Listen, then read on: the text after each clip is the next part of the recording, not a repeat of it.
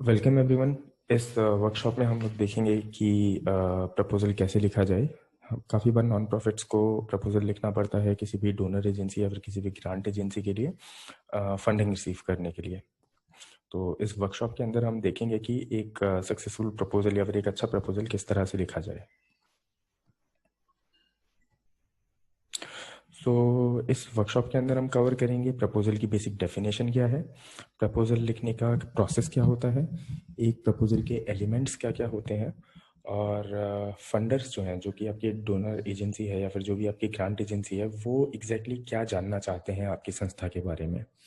उसके अलावा प्रोजेक्ट को कैसे लिखा जाए, और जब एक बार हम प्रोजेक्ट सबमिट कर देते हैं तो उसके बाद अगर जो ग्रांट एजेंसी है, डोनर एजेंसी है, अगर वो हमारे प्रपोजल को एक्सेप्ट करती है तो किस तरह से उनसे फॉलो अप लिया जाए, और अगर वो हमारे प्रपोजल को रिजेक्ट करती है तो भी हमें किस तरह से फॉलो अप लिया जाए।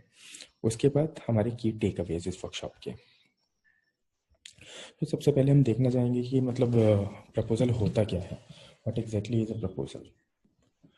सो जो प्रपोजल है वो एक रिटन नोट है जो कि एनजीओ या फिर कोई भी इंडिविजुअल जिसको ग्रांट चाहिए किसी भी डोनर से या फंडिंग एजेंसी से, वो प्रिपेयर करता है। तो जो ग्रांट होती है वो पैसा भी हो सकता है, वो किसी प्रकार का आपका सामान भी हो सकता है। मे बी मेरे को अपना कंप्यूटर प्रशिक्षण संस्थान खोलना है, मतलब कंप्यूटर ट्रेनिंग इंस्टीट्यूट खोलना है, जिसके लिए मैं एजेंसी से अपना इंफ्रास्ट्रक्चर बिल्ड करने के लिए बोल रहा हूँ कि like you donate me 10 computers, मतलब मैं उनसे 10 कंप्यूटर मांग रहा हूँ, या फिर मैं उनसे पैसे मांग रहा हूँ वो कंप्यूटर खरीदने के लिए या फिर इस प्रोजेक्ट को इम्प्लीमेंट करने के लिए। सो प्रपोजल ज़रूरी नहीं है कि हमेशा हम सिर्फ पैसे रेज करने के लिए ही बनाएं, बट हो सकता है कि हम काफ़ी बार कुछ मटेरियल या फिर किसी और तरीके के सपोर्ट के लिए भी प्रपोजल बनाते हैं। प्रपोजल आपका एक सिंगल पेज डॉक्यूमेंट भी हो सकता है जिसको हम कॉन्सेप्ट नोट बोलते हैं, या फिर एक ये काफ़ी बड़ा पूरा विस्तृत एक डॉक्यूमेंट भी हो सकता है जिसके अंदर हो सकता है कि आपके 10 15 20 पेज भी हों, depending on the type of project. और एक प्रपोजल के अंदर हमेशा आपका सबसे पहले तो रहेगा कुछ टेक्स्ट जहाँ पर आप प्रपोजल के बारे में पूरी जानकारी देंगे विस्तृत तरीके से। उसके अलावा आपकी प्रोजेक्ट टाइमलाइंस, आपका जो स्पेसिफिक आउटकम है उस प्रोजेक्ट करने के बाद में जो भी आपका आउटकम होगा वो रहेगा। उसके अलावा किस तरीके का इम्पैक्ट आपकी ऑर्गेनाइजेशन एक्सपेक्ट कर रही है उस पर्टिकुलर प्रोजेक्ट के बाद में, उसकी जानकारी रहेगी, आपकी ऑर्गेनाइजेशन की पूरी जानकारी रहेगी, और उस प्रोजेक्ट से रिलेटेड बाकी की जो भी छोटी मोटी जानकारियां हैं वो सब रहेंगी। किसी भी प्रोजेक्ट के अंदर जो सबसे बड़ा एलिमेंट होता है वो होता है उसका फॉर्मेट। तो जब भी आप प्रोजेक्ट बनाएं तो हमेशा ध्यान में रखें कि जो भी फंडिंग एजेंसी या फिर ग्रांट एजेंसी है उन्होंने अपना कोई फॉर्मेट तो नहीं दिया है, क्योंकि अगर उन्होंने अपना कोई फॉर्मेट दिया है तो हमेशा कोशिश करें कि आप उनके फॉर्मेट को फॉलो करें और उसी स्पेसिफिक फॉर्मेट में आप उनको अपना प्रपोजल सबमिट करें। सो नेक्स्ट है हमारा प्रोसेस ऑफ प्रपोजल राइटिंग, मतलब कि हम प्रपोजल को किस तरीके से लिखते हैं। सो प्रपोजल राइटिंग के वैसे तो काफ़ी सारे प्रीरिक्विजिट्स होते हैं, मतलब काफ़ी सारे काम होते हैं जो हमें प्रपोजल लिखने से पहले करने पड़ते हैं। तो हमेशा जब भी हम प्रपोजल लिखने के बारे में सोचें तो सबसे पहले होना चाहिए कि हम वो अपनी प्लानिंग पूरी कंप्लीट करके रखें। तो जो पहला स्टेप होता है प्रपोजल राइटिंग का वो होता है कि हमें सबसे पहले ये देखना है कि कौन कौन लोग या कौन कौन संस्थाएं, मतलब जो भी हमारे स्टेक होल्डर्स हैं, कौन कौन रहेंगे जो कि हमारे साथ में इस पर्टिकुलर प्रोजेक्ट में इन्वॉल्व होंगे। क्योंकि जब एनजीओज होते हैं तो एनजीओज के साथ में काफ़ी बार हम लोग प्रोजेक्ट हम बनाते हैं, बट हमको काफ़ी बार कोलैबोरेट करना पड़ता है इम्प्लीमेंटेशन एजेंसी से, मतलब कि कोई दूसरी छोटी एनजीओ जो किसी पर्टिकुलर एरिया में पहले से काम कर रही है, तो हो सकता है कि हम उनके साथ में पार्टनरशिप करें। हो सकता है कि मतलब अ, उनके अलावा हमारे साथ में कम्युनिटी होती है, उसके अलावा हमारे पास में डोनर होता है, तो मतलब काफ़ी सारे स्टेक होल्डर्स होते हैं। तो in a typical community development project, मतलब एक टिपिकल एनजीओ के प्रोजेक्ट में देखा जाए तो हमारे पास में जो स्टेक होल्डर्स होंगे वो कम्युनिटी होगी जिस कम्युनिटी में हम काम कर रहे हैं, एनजीओ होगी मतलब कि हमारी संस्था, उसके अलावा हमारी डोनर एजेंसी होगी जो हमको फंड्स प्रोवाइड कर रही है। गवर्नमेंट एजेंसी होगी, काफ़ी बार होता है कि मतलब हमारे प्रोजेक्ट्स में गवर्नमेंट एजेंसीज भी पार्टिसिपेट करती हैं या फिर वो भी एक स्टेक होल्डर होती हैं, स्पेशली जब हम एजुकेशन, हेल्थ एंड हाइजीन या सैनिटेशन प्रोजेक्ट्स की बात करें। उसके अलावा कोई और एनजीओ पार्टनर जिनके साथ में हम कोलैबोरेट करके काम कर रहे हैं।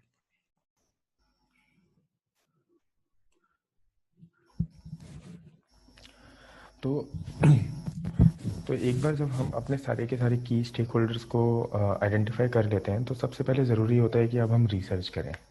रिसर्च का मतलब ये है कि मतलब हमको समझना चाहिए कि क्या हम अकेले इस पूरे प्रोजेक्ट को कंप्लीट कर पाएंगे या नहीं कर पाएंगे। ये सबसे पहला पॉइंट है। तो हमको अपना खुद का आइडेंटिफाई करने के लिए सबसे पहले ज़रूरी होता है कि हम अपनी स्वॉट एनालिसिस करें। मतलब कि हम ये देखें कि हमारी स्ट्रेंथ्स क्या हैं, वीकनेस क्या है, क्या क्या अपॉर्चुनिटीज़ हैं और क्या क्या हमको थ्रेट हो सकते हैं उस प्रोजेक्ट को कंप्लीट करने के लिए। तो उससे ये हमको ये समझ में आता है कि हमको किस किस तरीके के सपोर्ट की ज़रूरत पड़ेगी और क्या क्या गलत जा सकता है पूरे प्रोजेक्ट कंप्लीशन के दौरान। सिमिलरली अगर हमको किसी कम्युनिटी के बारे में जानना है तो सबसे पहले ज़रूरी है कि हम वहाँ का एक फील्ड रिसर्च सर्वे करें, ताकि हमको पता चले कि वहाँ लोगों की दरअसल हकीकत में ज़रूरतें क्या हैं, और जब हम वो प्रोजेक्ट कर रहे होंगे तो वहाँ पर हमको क्या क्या चैलेंज आ सकते हैं या फिर क्या कम्युनिटी सही में उस प्रोजेक्ट को एक्सेप्ट करेगी या नहीं करेगी। सिमिलरली अगर हमको डोनर एजेंसी के बारे में जानना है तो ज़रूरी होता है कि हम उनकी एनुअल रिपोर्ट्स चेक करें और हम उनकी वेबसाइट पर जाके ये समझने की कोशिश करें कि जनरली वो किस तरीके के प्रोजेक्ट्स को फंड करते हैं, क्योंकि उससे हमको फिर आसानी हो जाती है आइडेंटिफाई करने में कि कौन से डोनर हमारे प्रोजेक्ट के लिए तैयार होंगे या फिर कौन से डोनर्स हमारे प्रोजेक्ट के लिए लाइक प्रोजेक्ट को फंड करने के लिए इंटरेस्टेड होंगे। तो अगला जो टॉपिक है वो है कि प्रपोजल राइटिंग प्रोसेस, मतलब कि प्रोसेस क्या होती है प्रपोजल राइटिंग की। सो इसमें 4 स्टेप्स होते हैं। पहला होता है हमारा प्लानिंग, दूसरा रिसर्च, तीसरा राइटिंग, चौथा फॉलो अप। सो अगर हम प्लानिंग फेज़ की बात करें तो सबसे पहले हमें ये देखना ज़रूरी होता है कि हमको पैसा किस चीज़ के लिए चाहिए। मतलब कि क्या-क्या एक्टिविटीज़ रहेंगी हमारी, किस-किस एक्टिविटी में हमको कितने-कितने रुपए लगेंगे या फिर कितने-कितने रिसोर्सेज़ लगेंगी। सेकंड रहता है क्या हमको इंफ्रास्ट्रक्चर की रिक्वायरमेंट पड़ेगी, उस पर्टिकुलर इंफ्रास्ट्रक्चर को बिल्ड करने में हमको कितने रुपए की ज़रूरत पड़ेगी, हमारी एचआर कॉस्ट क्या आएगी, ट्रैवल कॉस्ट क्या आएगी या फिर क्या-क्या हमारी मिसलेनियस कॉस्ट हो सकती हैं। तो वो सब हमको ज़रूरी है पहले से ही पता होना। दूसरा आता है रिसर्च, मतलब कि हम जो फंडिंग है हमारी वो हम कहाँ से आएगी, मतलब जो हमारी डोनर एजेंसी है, डोनर एजेंसी में भी हमको किससे कांटेक्ट करना है। सिमिलर वे में हमारे पास में कौन से इम्प्लीमेंटेशन पार्टनर्स हैं या फिर कौन हमारे इम्प्लीमेंटेशन पार्टनर हो सकते हैं किसी प्रोजेक्ट को करने के लिए।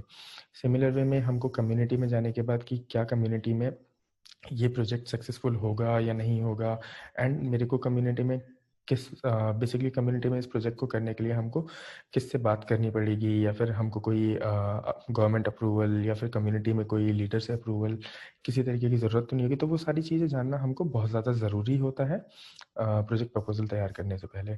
जब हम ये सारा डेटा कलेक्ट कर लेते हैं उसके बाद बात आती है राइटिंग। मतलब कि जब हमारे पास में डेटा है तो हमको उस डेटा को अपने प्रपोजल में एक साथ में लिखना है, और लिखने के बाद जब हम वो प्रपोजल सबमिट कर देते हैं फिर हमने देखना होता है कि जो हमारी ग्रांट एजेंसी या फिर जो भी हमारी डोनर एजेंसी है उन्होंने उस प्रपोजल को एक्सेप्ट किया या फिर नहीं किया। इसके बाद जो हमारा टॉपिक है वो है फॉर्मेटिंग, मतलब हम अपने प्रपोजल को किस तरीके से फॉर्मेट करें। सो बेसिकली 3 तरीके से हम लोग उसको फॉर्मेट कर सकते हैं। पहला होता है ऑनलाइन एप्लीकेशन फॉर्मेट। तो ये फॉर्मेट मोस्टली जो डोनर एजेंसीज़ या फिर ग्रांट एजेंसीज़ हैं उनकी वेबसाइट पर ही एक ऑनलाइन फॉर्म होता है जिसमें हमें अपनी सारी डिटेल्स भर के सबमिट करनी पड़ती हैं। दूसरा होता है pre defined format shared by the donor agency. तो काफ़ी बार क्या होता है कि जो डोनर एजेंसीज हैं या फिर ग्रांट एजेंसीज हैं उनके पास अपने प्री डिफाइंड फॉर्मेट होते हैं। तो वो चाहते हैं कि जितने भी प्रपोजल हैं या फिर जिनको भी ग्रांट चाहिए वो उसी पर्टिकुलर फॉर्मेट में अपना प्रोजेक्ट की जो सारी रिपोर्ट्स हैं वो उनको सबमिट करें। एंड जो तीसरा होता है वो ये है कि आप अपनी ऑर्गेनाइजेशन का एक खुद का फॉर्मेट डेवलप करें जिसको आप हर जगह यूज़ कर सकते हैं। बट हमेशा ध्यान रहे जो भी डोनर एजेंसी या फिर ग्रांट एजेंसी आपको अगर कोई पहले से प्री डिफाइंड फॉर्मेट देते हैं तो हमेशा कोशिश करें कि आप उसी पर्टिकुलर फॉर्मेट में अपना प्रपोजल सबमिट करें। सो इसमें हमारा नेक्स्ट टॉपिक है एलिमेंट्स ऑफ अ प्रपोजल। सो जैसे कि हमने देखा कि प्रपोजल लिखने से पहले हमारे इतने सारे की स्टेप्स होते हैं जो हमें करना पड़ता है। तो अब देखते हैं कि एक प्रपोजल के अंदर क्या क्या एलिमेंट होते हैं जो प्रपोजल को कंप्लीट करते हैं। सो सबसे पहले होता है हमारा हेडलाइन, उसके बाद आता है हमारा executive summary of the proposal, फिर आता है हमारा नैरेटिव। नैरेटिव के अंदर होता है हमारा statement of need, project description, performance and indicators, risk and assumptions, organisation details, conclusion. फिर आता है हमारा बजट सेक्शन, और सबसे लास्ट में आता है हमारा सपोर्टिंग मटेरियल, अगर हमारे पास में कोई डेटा या फिर कोई प्रूफ ऑफ कॉन्सेप्ट या फिर कोई और रिसोर्सेज हैं उस प्रोजेक्ट से रिलेटेड। सो एक एक करके सबके ऊपर हम एक बार नज़र डालेंगे, समझने की कोशिश करेंगे कि ये सारे एलिमेंट्स क्या होते हैं और किस तरीके से इन सारे एलिमेंट्स को बनाया जाए। मगर उससे पहले हम देखना चाहेंगे कि जो फंडर्स हैं, जो भी मतलब हमारी डोनर एजेंसी है या फिर जो ग्रांट एजेंसी है, वो हमसे क्या जानना चाहती है। सो जो सबसे पहला और सबसे बड़ा क्वेश्चन हमारे सामने आता है वो ये है कि हमारा प्रॉब्लम स्टेटमेंट क्या है, और जो भी प्रोजेक्ट हम करना चाहते हैं उसकी ज़रूरत कितनी है। मतलब काफ़ी बार क्या होता है कि हम कुछ ऐसे प्रोजेक्ट करते हैं जिसकी लोगों को ज़रूरत ही नहीं है। तो वो ये जानना चाहते हैं कि क्या सही में जो हमारा प्रॉब्लम स्टेटमेंट है या फिर जो भी इम्पैक्ट या फिर जिस भी चीज़ का हम प्रोजेक्ट करना चाहते हैं, क्या सही में उसकी ज़रूरत है उस पर्टिकुलर कम्युनिटी में। सेकेंड क्वेश्चन उनका होता है कि मतलब जब ये प्रोजेक्ट कंप्लीट हो जाएगा तो कम्युनिटी के अंदर क्या चेंजेस आएंगे। मतलब जैसे अगर आपका जो भी प्रपोजल है या फिर आपका जो भी प्रोजेक्ट है वो ख़त्म होने के बाद किस तरीके से उस पर्टिकुलर कम्युनिटी में बदलाव देखने को मिलेगा। जैसे कि आप बोल सकते हैं कि आप हेल्थ एंड न्यूट्रिशन का अगर कोई प्रोजेक्ट कर रहे हैं, या फिर मान लीजिए आप लाइक जैसे मान लीजिए आप किसी कम्युनिटी में टीबी के बहुत ज़्यादा पेशेंट हैं एंड आप चाहते हैं कि उनके लिए कोई प्रोजेक्ट करना। तो आप बोल सकते हैं कि मतलब 6 महीने अगर हम यहाँ पर कंटिन्यूसली अपने प्रोजेक्ट को कंटिन्यू करते हैं तो 6 महीने बाद इस पर्टिकुलर एरिया में जो टीबी मरीज हैं उनकी संख्या 100 से घट के 50 हो जाएगी, या फिर वहाँ से आप टीबी बिल्कुल इरेडिकेट कर देंगे। तो डिपेंड करता है आपके प्रोजेक्ट के ऊपर कि आप क्या जो प्रोजेक्ट है वो किस तरीके का चेंज उस पर्टिकुलर कम्युनिटी में लेकर आएगा। तीसरा और सबसे मेजर क्वेश्चन होता है कि हमारी क्या-क्या स्ट्रैटेजीज़ हैं उस पर्टिकुलर चेंज को लाने के लिए। मतलब कि जो प्रोजेक्ट है वो हम किस तरीके से पूरा करेंगे, हमारी क्या स्ट्रैटेजी है। चौथा क्वेश्चन होता है हमको कब पता चलेगा कि हमारा जो प्रोजेक्ट है वो कंप्लीट हो गया है। मतलब वहाँ पर हमेशा हर एक चीज़ का एक स्टार्ट और एक एंड पॉइंट होता है। तो हमारा जो गोल है हमको कब पता चलेगा कि हमने वो पर्टिकुलर गोल अपना अचीव कर लिया है। ये नंबर भी हो सकता है, ये टाइम भी हो सकता है, ये पर्टिकुलर चेंज भी हो सकता है, ये डिपेंड करेगा। तो ये आपको डिसाइड करना है कि मतलब जो हमारा बेसिकली जो परफॉर्मेंस एंड इंडिकेटर्स हैं, तो जो आपके इंडिकेटर्स हैं that have to be very like very solid and very to the point, जिनको हम इजीली मेजर या फिर ट्रैक मतलब ट्रैक कर सकें। उसके बाद आपकी ही ऑर्गेनाइजेशन क्यों बेस्ट है इस पर्टिकुलर प्रोजेक्ट को करने के लिए। मतलब आप जो हैं, अगर आप कोई पर्टिकुलर प्रोजेक्ट दे रहे हैं तो आप ही क्यों, आपके अलावा कोई दूसरी ऑर्गेनाइजेशन क्यों नहीं। तो ये क्वेश्चन भी एक बहुत ज़रूरी है। उसके अलावा आता है कि अगर जैसे मान लीजिए आपका प्रोजेक्ट 6 महीने का है और अगर 6 महीने में फंडिंग आपकी ख़त्म हो जाती है, तो ये क्या ये प्रोजेक्ट उसके बाद भी अपने आप सस्टेन हो सकता है या नहीं हो सकता है। तो हमेशा कोशिश करिए जो भी आपका प्रोजेक्ट है उसके अंदर कुछ और रेवेन्यू स्ट्रीम्स भी रहें, वो एक ही फंडिंग पे हमेशा के लिए डिपेंड ना हो, क्योंकि काफ़ी कम चांसेस होते हैं कोई भी ऑर्गेनाइजेशन किसी भी ऐसे प्रोजेक्ट में पैसा लगाए जो कि बाद में खुद सस्टेन ना कर पाए और हमेशा दूसरे डोनर या ग्रांट एजेंसी के ऊपर डिपेंडेंट रहे। उसके बाद जो डोनर है, ये मतलब आखिरी क्वेश्चन है वो ये है कि जो डोनर है वो इस स्पेसिफिक प्रोजेक्ट को ही क्यों फंड करे। मतलब what is there like what is in this project for him.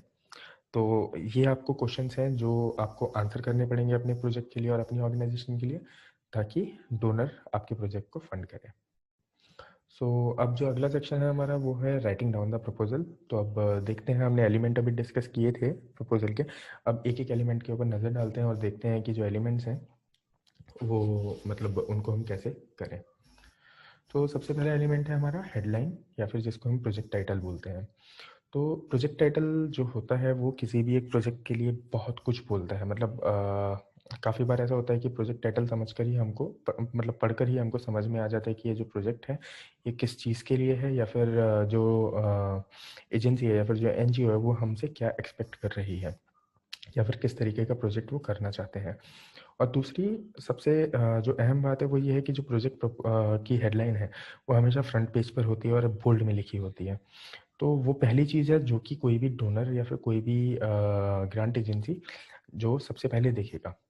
तो हमेशा कोशिश करें कि जो आपकी प्रोजेक्ट टाइटल है या फिर जो भी आपकी प्रोजेक्ट हेडलाइन है वो बहुत ज़्यादा क्रिस्प है, शॉर्ट है, मतलब ज़्यादा लंबी नहीं होनी चाहिए। ऐसा नहीं होना चाहिए कि आपका जो प्रोजेक्ट हेडलाइन है वो 2 से 3 लाइन के अंदर आ रही है। तो हमेशा कोशिश करें कि वो एक ही लाइन में हो, एकदम शॉर्ट एंड क्रिस्प, और वो कम्युनिकेट करे आप क्या एग्जैक्टली करना चाहते हैं। मतलब जो भी आपका प्रोजेक्ट का गोल है वो एग्जैक्टली वो कम्युनिकेट करे आपकी हेडलाइन। ऐसा नहीं हो कि वो पढ़ने के बाद मेरे को समझ में ही नहीं आए या फिर डोनर को समझ में ही नहीं आए कि ये प्रोजेक्ट है किस चीज़ के लिए, या फिर आप उस प्रोजेक्ट के थ्रू अचीव क्या करना चाहते हैं। और तीसरा है कि हाँ, मतलब जैसे मैंने आपको बताया कि वो उस प्रोजेक्ट की पूरी आपको स्नैपशॉट दे, मतलब उस प्रोजेक्ट का पूरी आपको डिटेल दे। आपको आइडिया हो जाना चाहिए कि आप इस प्रोजेक्ट के थ्रू करना क्या चाहते हैं। और हमेशा लाइक कोशिश करें, ये काफ़ी एक महत्वपूर्ण है कि आपका जो भी प्रोजेक्ट प्रपोजल है उसके अंदर कुछ एक्शन पॉइंट होना चाहिए। एक्शन पॉइंट मतलब कि हम किसी काम को करना चाहते हैं और कैसे करना चाहते हैं। ये जो कैसे है ये ज़रूर आपके प्रोजेक्ट में हो। जैसे कि आप ये देखिएगा, ये एक प्रोजेक्ट टाइटल है clean Corbett adopt a village. मतलब we want to clean Corbett, हमको कॉर्बेट क्लीन करना है कैसे? By adopting a village. हर एक विलेज को अडॉप्ट करके, मतलब एक एक विलेज को एक एक टाइम पर अडॉप्ट करके हमको कॉर्बेट क्लीन करना है। वहीं दूसरी तरफ अगर हम देखें चिल्ड्रन वेलफेयर प्रोजेक्ट, इसमें like it's a very weak. हमको नहीं पता कि हम कैसे वेलफेयर करेंगे, क्या वेलफेयर करेंगे, कहाँ वेलफेयर करेंगे। वहीं अगर हम ऊपर वाले प्रोजेक्ट में देखें, वहाँ पर लोकेशन भी है कॉर्बेट नेशनल पार्क, और क्या करेंगे क्लीन कॉर्बेट, कैसे करेंगे बाय अडॉप्टिंग अ विलेज।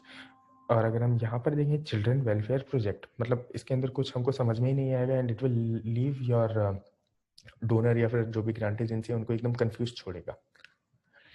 अब चलते हैं नेक्स्ट सेक्शन की तरफ, जो है हमारे एग्जीक्यूटिव समरी। एग्जीक्यूटिव समरी जो है मैंने काफ़ी बार नोटिस किया है कि काफ़ी सारी जो एनजीओज हैं या फिर जो लोग प्रपोजल लिखते हैं वो एग्जीक्यूटिव समरी को एक नहीं बल्कि 2 या 3 पेजेस तक पहुंचा देते हैं। तो हमेशा ज़रूरी होता है कि जो एग्जीक्यूटिव समरी है वो कम, मतलब ज़्यादा से ज़्यादा एक ही पेज के अंदर रहे, एक पेज से ज़्यादा ना बढ़े आगे। अब बात आती है कि इसके अंदर होना क्या चाहिए। सो जो आपकी एग्जीक्यूटिव समरी है वो आपके पूरे प्रोजेक्ट की समरी होती है। मतलब कि अगर मैं आपके प्रोजेक्ट की एग्जीक्यूटिव समरी को पढ़ लूँ तो मेरे को समझ में आना चाहिए कि जो आपका प्रोजेक्ट है वो किस चीज़ के लिए है, आपके प्रोजेक्ट का नाम क्या है, और आपके प्रोजेक्ट की टाइमलाइंस क्या है, आपके प्रोजेक्ट का बजट क्या है ओवरऑल, और इन द एंड मैं आपका जो प्रोजेक्ट है वो क्या इम्पैक्ट लेकर आएगा। तो ये सारी चीज़ें आपकी एग्जीक्यूटिव समरी के अंदर कवर होनी चाहिए। सो नेक्स्ट पार्ट है हमारा statement of need. So statement of need मतलब जैसे कि आप इसके नाम से ही समझ रहे हैं कि हमको उस चीज़ की ज़रूरत क्या क्यों है, मतलब हमको इस प्रोजेक्ट की ज़रूरत क्यों है। इसको हम प्रॉब्लम स्टेटमेंट भी बोल सकते हैं, प्रोजेक्ट कॉन्टेस्ट भी बोल सकते हैं, और सिचुएशनल एनालिसिस भी बोल सकते हैं। सो बेसिकली ये क्या होता है, ये हमारी एक इन डेप्थ एक्सप्लेनेशन होती है। मतलब हम पूरे अच्छे तरीके से उस पर्टिकुलर प्रॉब्लम को समझाते हैं इस सेक्शन में, और बताते हैं कि एनजीओ के लिए क्यों इस पर्टिकुलर प्रोजेक्ट को इम्प्लीमेंट करना ज़रूरी है उस पर्टिकुलर रीजन में। सो जो स्टेटमेंट ऑफ नीड है ये किसी भी प्रोजेक्ट प्रपोजल का सबसे पहला सेक्शन होता है, और इसके अंदर हम 3 मेजर क्वेश्चंस को आंसर करते हैं। पहला क्वेश्चन है why is this project needed, मतलब इस प्रोजेक्ट की ज़रूरत क्यों है।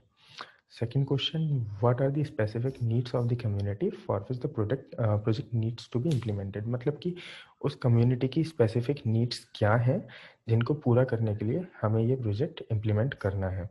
और तीसरा हमारा पॉइंट है why is this project necessary to be implemented, मतलब कि इस प्रोजेक्ट को इम्प्लीमेंट करने की ज़रूरत क्या है। सो लाइक अगर हम टेक्निकल टर्म्स में बोलें तो हम क्या करते हैं कि हम इस पर्टिकुलर सेक्शन में एक आर्ग्यूमेंट बनाते हैं जिससे कि हम उनको उस पर्टिकुलर एरिया की जो करंट सिचुएशन है उससे अवगत कराते हैं, मतलब अपने डोनर को या फिर अपनी ग्रांट एजेंसी को। एंड उनको बताते हैं कि इस प्रोजेक्ट को इम्प्लीमेंट करने के बाद में उनकी समस्या किस हद तक दूर हो सकती है। और इसी के साथ मैं एक और टिप आपको देना चाहूँगा कि जब भी आप स्टेटमेंट ऑफ नीड लिखें या फिर जब भी आप प्रॉब्लम स्टेटमेंट लिखें, तो हमेशा कोशिश करें कि आप कुछ सॉलिड एविडेंस प्रूफ करें डोनर को। बिकॉज़ जो डोनर हैं उनको जो प्रेजेंट एविडेंस है या फिर रेफरेंस है वो ज़रूर चाहिए होते हैं, ताकि वो आपके इस प्रोजेक्ट में इंटरेस्ट ले सकें, ट्रस्ट कर सकें और इसको फंड कर सकें। तो हमेशा कोशिश करिए कि आप कुछ नंबर्स या फिर कोई पुरानी रिसर्च या कुछ और स्टैट्स जो आपके पास अवेलेबल है या फिर जो आप क्रिएट कर सकते हो, वो उनके सामने प्रेजेंट करें। नेक्स्ट सेक्शन होता है हमारे प्रपोजल का project description. So project description के अंदर हम काफ़ी स्पेसिफिक डिटेल्स देते हैं, जो कि हम project basically statement of need में हम उनको बताते हैं कि ये प्रोजेक्ट क्यों ज़रूरी है। प्रोजेक्ट डिस्क्रिप्शन में हम उनको बताते हैं कि हम ये प्रोजेक्ट को कैसे करेंगे। तो जैसे कि इसके अंदर पहला पार्ट होता है प्रोजेक्ट गोल। प्रोजेक्ट गोल का मतलब है कि हमारे जो प्रोजेक्ट है उसका एक ओवरऑल ऑब्जेक्टिव क्या है, मतलब कि हम इस प्रोजेक्ट के थ्रू ओवरऑल क्या करना चाहते हैं। दूसरा है जैसे कि प्रॉब्लम, एक एग्जांपल मैं आपको देता हूँ। जैसे कि हमने स्टेटमेंट ऑफ नीड में उनको बोला कि वहाँ किसी एक बस्ती में जो पानी है, पानी साफ नहीं है, पानी गंदा है। तो ये हमारा हुआ प्रॉब्लम स्टेटमेंट। और जो हमारा प्रोजेक्ट गोल है कि वहाँ पर हमको स्वच्छ पानी की सप्लाई देनी है। सो यहाँ पर एक बहुत छोटा सा डिफरेंस है, बट ये काफ़ी बड़ा हो जाता है जब हम प्रोजेक्ट में लिखते हैं। तो दूसरा होता है हमारा प्रोजेक्ट ऑब्जेक्टिव। ऑब्जेक्टिव के अंदर हम और स्पेसिफिक डिटेल्स देते हैं जो कि डायरेक्ट होती हैं, अचीवेबल होती हैं और टाइम बाउंड गोल होते हैं हमारे प्रोजेक्ट के। जैसे प्रोजेक्ट गोल में हमने बोला कि हमको स्वच्छ पानी की सप्लाई देनी है। प्रोजेक्ट ऑब्जेक्टिव में हम क्या लिखेंगे कि हम वहाँ पर वाटर प्यूरीफायर लगाएंगे अगले 3 महीने के अंदर, और वो वाटर प्यूरीफायर 20,000 लीटर पानी प्रति घंटा क्लीन करके कम्युनिटी में देगा। तो इस तरीके से हम प्रोजेक्ट ऑब्जेक्टिव को डिफाइन करते हैं। उसके बाद आता है हमारा स्ट्रेटजीज एंड एक्टिविटीज़। सो जो हमारी स्ट्रेटजीज एंड एक्टिविटीज़ हैं, ये हमको ये बेसिकली इस सेक्शन में हम लोग लिखते हैं कि हम अपने प्रोजेक्ट ऑब्जेक्टिव को किस तरीके से पूरा करेंगे, मतलब उस पर्टिकुलर ऑब्जेक्टिव को अचीव करने के लिए हमारी क्या स्ट्रेटजी है और क्या क्या की एक्टिविटीज़ हैं जो हम करेंगे इस पर्टिकुलर ऑब्जेक्टिव को अचीव करने के लिए। अगला हमारा जो सेक्शन है, नेक्स्ट सेक्शन हमारा है प्रोजेक्ट डिस्क्रिप्शन। प्रोजेक्ट डिस्क्रिप्शन के अंदर जो मेन पॉइंट्स होते हैं वो होते हैं प्रोजेक्ट रिजल्ट्स। मतलब ओके, नेक्स्ट पॉइंट हमारा है प्रोजेक्ट रिजल्ट्स। प्रोजेक्ट रिजल्ट के अंदर हम ये बोलते हैं कि जो भी हम चेंज लेकर आएंगे, मतलब कि जैसे हमने बताया कि हमने प्रॉब्लम स्टेटमेंट बता दिया, हमने अपना जो ऑब्जेक्टिव है ऑब्जेक्टिव बता दिया। अब हम अपने रिजल्ट्स बताएंगे कि जो हमारे रिजल्ट्स हैं इस पर्टिकुलर प्रोजेक्ट के बाद जो हम एक्सपेक्ट कर रहे हैं। जो रिजल्ट्स हैं, रिजल्ट्स को हम 3 तरीके से डिवाइड कर सकते हैं, 3 पार्ट्स में। पहला पार्ट होता है हमारा आउटपुट्स। आउटपुट जो है वो इमीडिएट रिजल्ट है जो कि प्रोजेक्ट ख़त्म होने के तुरंत बाद निकलते हैं। जैसे कि मैं बोल सकता हूँ कि हमने वहाँ पर वाटर प्यूरीफायर लगाया एंड वहाँ पर स्वच्छ पानी की सप्लाई स्टार्ट हो गई है। आउटकम हो सकता है कि गंदे पानी की वजह से वहाँ लोगों को काफ़ी ज़्यादा टाइफाइड की प्रॉब्लम थी। अभी 3 महीने बाद या 6 महीने बाद या मान लीजिए 1 साल बाद वहाँ पर जो टाइफाइड के मरीजों की संख्या है वो घटकर मतलब वो 75% तक कम हो गई है। और इम्पैक्ट हो सकता है कि लॉन्ग टर्म में मे बी लाइक 10 साल में वहाँ पर आप बोल सकते हैं कि वहाँ पर टाइफाइड जो है वो ख़त्म हो गया है, और टाइफाइड के इलाज में जो खर्च होने वाला पैसा था, मान लीजिए अगर कोई परिवार 500 रुपये या 5,000 रुपये उस टाइफाइड के इलाज में लगा रहा था, वो पैसा उनका सेव होने लगा है अब। इस तरीके से हम प्रोजेक्ट के आउटपुट्स, आउटकम्स और इम्पैक्ट को डिफाइन कर सकते हैं। उसके बाद आता है हमारा next section performance and indicators. तो परफॉर्मेंस एंड इंडिकेटर्स में क्या, इस सेक्शन में हम लोग क्या करते हैं कि किसी भी एक प्रोजेक्ट में कुछ ना कुछ रिजल्ट्स होते हैं जो कि हम अचीव करेंगे, और उन रिजल्ट्स को हमने अचीव कर लिया ये बताने के लिए कुछ स्पेसिफिक इंडिकेटर्स होते हैं जो ये दर्शाते हैं कि हाँ, वो पर्टिकुलर जो रिजल्ट्स हैं वो अचीव हो गए हैं। तो इसके अंदर बेसिकली 2 तरीके के इंडिकेटर्स होते हैं। पहला होता है हमारा परफॉर्मेंस इंडिकेटर। परफॉर्मेंस इंडिकेटर जो इंडिकेटर्स हैं ये आपको एक प्रोसेस दर्शाते हैं, और दूसरा होता है आपका रिजल्ट इंडिकेटर, जो आपको एक पर्टिकुलर रिजल्ट बताते हैं किसी भी एक स्पेसिफिक आउटकम का। तो मैं एग्जांपल दूंगा, जैसे मान लीजिए आप एक वर्कशॉप चला रहे हैं, तो उस वर्कशॉप में जो आपका परफॉर्मेंस इंडिकेटर होगा वो ये होगा कि 10 लोगों ने आपकी वर्कशॉप में पार्टिसिपेट किया। वेरएज़ जो उसका रिजल्ट इंडिकेटर होगा वो ये होगा कि उन 10 में से 8 लोग सक्सेसफुली प्लेस हो गए हैं, कंपनीज में काम कर रहे हैं, और मे बी 20 लोग और नए आपके उस वर्कशॉप के लिए अवेयर हो गए हैं, जो कि आपके साथ जुड़कर उस वर्कशॉप को करना चाहते हैं।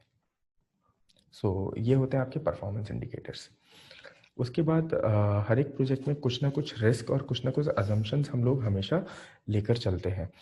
तो मतलब हमेशा ज़रूरी होता है कि जैसे आपका कोई भी प्रोजेक्ट कम्युनिटी से रिलेटेड है, या फिर आपका कोई भी प्रोजेक्ट, जो भी आप मतलब प्रोजेक्ट करना चाहते हो, उसमें हमेशा कुछ ना कुछ रिस्क होता ही होता है। तो ज़रूरी है कि आप उस रिस्क को मतलब लिस्ट आउट करें, आप पहले से ही उसको आइडेंटिफाई करें कि क्या क्या आपके रिस्क आ सकते हैं। जैसे मान लीजिए कि अगर आपको एक किसी कॉन्फ्लिक्ट वाले एरिया के अंदर प्रोजेक्ट करना है, तो आपको पता है कि वहाँ पर हमेशा एक प्रोबेबिलिटी है कि कभी भी कोई भी कम्युनिटी में कॉन्फ्लिक्ट हो सकता है। तो ये आपको पहले से ही पता होना चाहिए। सिमिलरली हम लोग कुछ ना कुछ अजम्पशन लेके चलते हैं, जैसे कि मतलब अजम्पशन जैसे आप समझ सकते हैं, जैसे मान लीजिए आप कोई हेल्थ एंड हाइजीन का प्रोजेक्ट करना चाहते हैं किसी कम्युनिटी में, तो हम पहले से अज्यूम कर लेते हैं कि हमको ये प्रोजेक्ट इम्प्लीमेंट करने के लिए जो लोकल गवर्नमेंट एजेंसीज हैं, जैसे म्यूनिसिपैलिटी कॉर्पोरेशन हो गया या फिर आपकी लोकल नगर पालिका हो गया, वो आपको सपोर्ट करेंगी एंड वो आपको इंटरेस्ट लेंगी इस प्रोजेक्ट को सक्सेसफुली इम्प्लीमेंट कराने के लिए। नेक्स्ट सेक्शन आता है हमारा ऑर्गेनाइजेशन डिटेल्स। सो ये सेक्शन काफ़ी इंपॉर्टेंट होता है, क्योंकि यहाँ पर वो सारे आंसर हैं कि why you are the only organisation to, like why your organisation is best to execute this project और टू इम्प्लीमेंट दिस प्रोजेक्ट। तो इसके अंदर जब भी आप लिखें तो अपनी ऑर्गेनाइजेशन का एक स्मॉल राइटअप, कि आपकी ऑर्गेनाइजेशन के बारे में मतलब अपने किस तरीके से काम करते हैं, और जो भी आपकी ऑर्गेनाइजेशन की डिटेल्स है वो एक स्मॉल पैराग्राफ। उसके बाद आपकी ऑर्गेनाइजेशन का नाम, एड्रेस, सर्टिफिकेट्स, ये डिटेल्स इस सेक्शन में ज़रूर होनी चाहिए। उसके अलावा आपकी ऑर्गेनाइजेशन का मिशन एंड विजन स्टेटमेंट, आपकी ऑर्गेनाइजेशन की स्टोरी, किसने स्टार्ट किया, कैसे स्टार्ट हुई, ऑर्गेनाइजेशन का एरिया ऑफ एक्सपर्टीज़, मतलब कि आप किस पर्टिकुलर कॉज के लिए काम करते हैं, या फिर आपने किस तरीके के मतलब प्रोजेक्ट्स आपने इम्प्लीमेंट किए हैं और जहाँ पर आपने एक्सपर्टीज़ हासिल की है अपनी। उसके अलावा क्या पॉजिटिव चेंज आप कम्युनिटी में लेकर आए हैं जब से आपकी ऑर्गेनाइजेशन बनी है। मान लीजिए अगर आप हेल्थ केयर में हैं, तो आपने किस कम्युनिटी में काम किया है और उस कम्युनिटी में क्या पॉजिटिव आउटकम्स आए हैं आपके ऑर्गेनाइजेशन बनने के बाद से। उसके अलावा ऑर्गेनाइजेशन के अचीवमेंट क्या-क्या हैं अभी तक, उन्हें अगर कोई अवार्ड मिला है या फिर अगर कोई न्यूज़ हुई है उनके लिए, या फिर अगर उन्हें कहीं मेंशन किया गया है, तो वो सब डिटेल्स। उसके अलावा आपके जो रीसेंट सक्सेसफुल प्रोजेक्ट्स हैं, आप चाहें तो उनकी भी डिटेल्स दे सकते हैं, और आपके टीम मेंबर्स की डिटेल। और हमेशा याद रहे, जब भी आप अपने टीम मेंबर्स की डिटेल्स प्रोवाइड करें, तो उसके अंदर उनकी प्रोफेशनल डिटेल और कॉन्टैक्ट डिटेल्स ज़रूर डालें। इससे क्या होता है कि जो डोनर एजेंसी है, उनको उनका जो प्रोफेशनल एक्सपीरियंस है, उससे उन लोगों को लाइक पता चल जाता है कि जो ऑर्गेनाइजेशन है उसके जो ट्रस्टीज़ हैं या फिर जो भी टीम मेंबर हैं, वो लाइक उनकी कैपेबिलिटीज़ क्या हैं, लाइक किस किस हद तक वो प्रोजेक्ट कर सकते हैं। अच्छा, नेक्स्ट सेक्शन है आपका बजट। सो जब भी आप किसी भी प्रोजेक्ट का बजट बनाते हैं, तो हमेशा ये चीज़ ध्यान में रखें कि जो बजट है, जब भी आप उसे प्रपोजल में मेंशन करेंगे, तो वो आप आइटम वाइज लिखें।